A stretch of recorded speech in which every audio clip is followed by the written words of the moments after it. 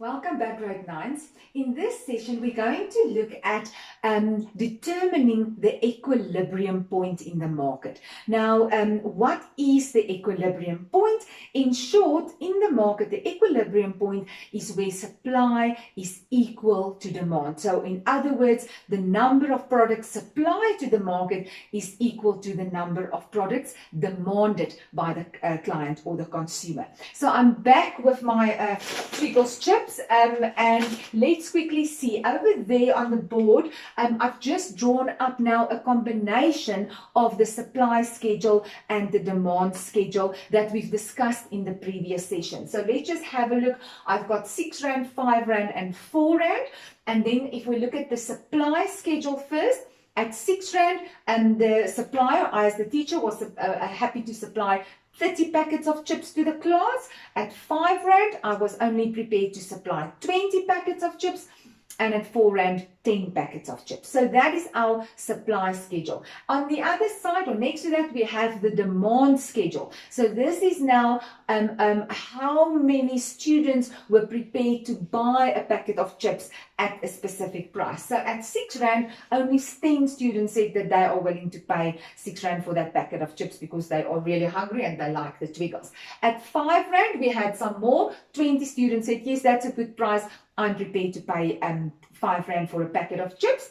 And then at 4 Rand, almost the whole class said that's a very good price for these Twiggles chips. So 30 students demanded the Twiggles chips. So now let's go. Because we have 2 schedules there, we will have to combine them on one graph. So let's start with the supply curve and have a look. So at 6 Rand, the supplier was prepared to supply 30 packets of chips. So once again, you get your 2 values, and where they meet, you draw a little dot. That's 6 Rand at 30 packets at 6 Rand. At 5 Rand, the supplier was happy to supply 20 packets of chips. So you get them. You're obviously going to do it with your ruler, né? And then at 4 Rand, 10 packets of chips. So more or less, yeah. Okay, so this is our supply schedule. So what we do, or supply curve rather. So what we do, we connect the dots, and this is our supply curve. Good, you can see it's got the positive slope or slant. Now we use the information on the demand, or for the demand schedule, and let's see what that looks like. Now we put ourselves in the students' shoes, and they obviously want to pay as little as possible for these chips. So at 6 Rand, the students only demanded 10 packets of chips. So where are we? 6 Rand and 10. So now you can see this one starts on this side. 10 packets of chips.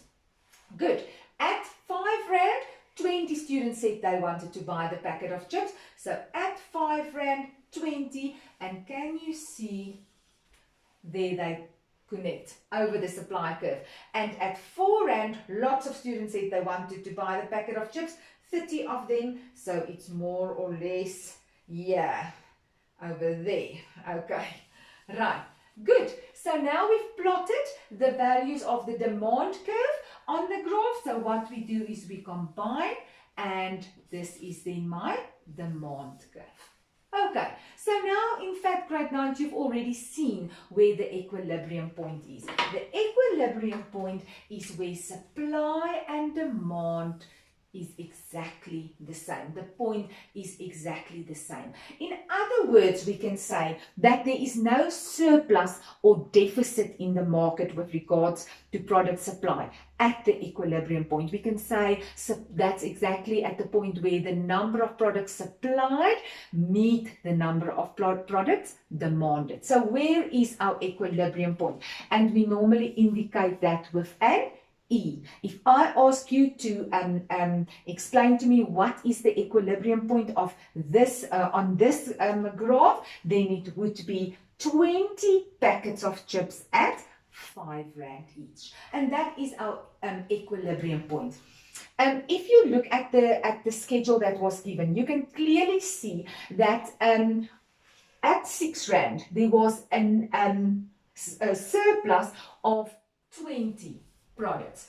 30 was supplied, but only 10 was demanded. At 5 rand, can you see that there's no surplus or deficit? It's exactly the same, and that's why 5 rand, 20 packets of chips at 5 rand is then our equilibrium point. And then if we go to the last one at 4 rand, only 10 packets were supplied, but there was a demand for 30. So my deficit, and that's why I'm putting it somewhere in red, my deficit is then 20 packets of chips. There's a shortage in the market.